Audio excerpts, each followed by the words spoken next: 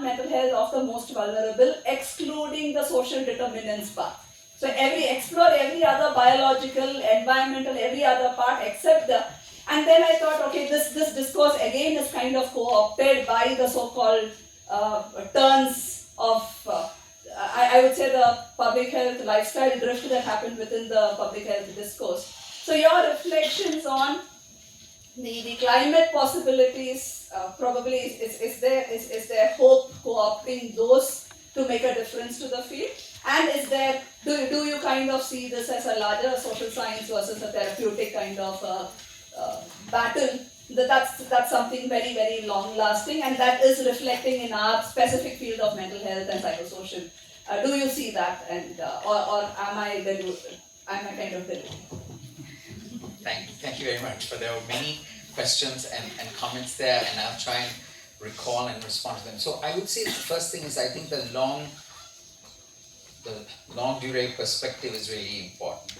For the purposes of the discussion, I'm trying to frame things in terms of this very young field, because it may be young, but it's still quite complicated, and it helps because I think, curiously, the MHPSS field, which has great potential, because it comes out of a humanitarian imperative and out of a humanitarian sector that does a lot of different things and has the potential to address a lot of the social determinants, even as it and bundle that together with a kind of a mental health perspective and mental health interventions.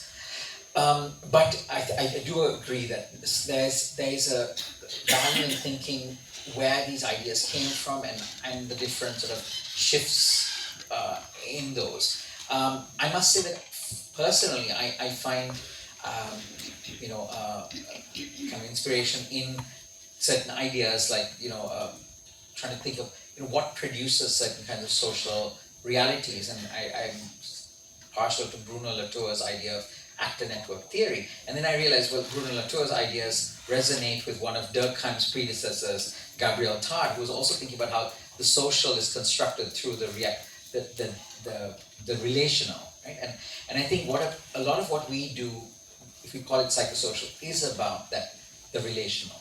Relational not only in terms of interpersonal, but in terms of power relations, in terms of the ways in which some things, social facts, impact on psychologies and biologies, right? And I think I don't think that we should have a either or approach. It is a both and approach in terms of being able to integrate. And I think the challenge, I think, is that whilst, like, for example, the keynote that preceded this talk highlighted and emphasized the importance of addressing social determinants and the role of non-MHPSS interventions for MHPSS outcomes, the reality is that when we translate things into action, you wind up saying, so I recently raised this question of, addressing social determinants through more community-based approaches and addressing, removing stresses and so on.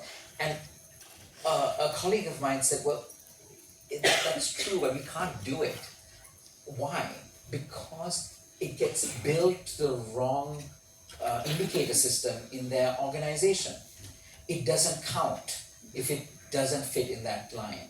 And so some of the reasons that we don't do the right thing, even though somebody somewhere knows what it is not to do with not having the knowledge. It's to do with the fact that there are sort of somewhat petty bureaucratic arrangements that sometimes are very far from the people who originated them. So sometimes I have, spanning these two different levels, sometimes I'm involved with the development of a particular tool with the ISC, which is very influential. And then I also encounter someone advocating for its use at a ground level. And sometimes the understanding of, or the transformation of the intention at one level is quite stark when it comes to the ground, because it gets imbued with a kind of authority, with a kind of power, and with a kind of reductionism sometimes, or instrumentalization that was never intended in the first place. So I think that's one of the big challenges that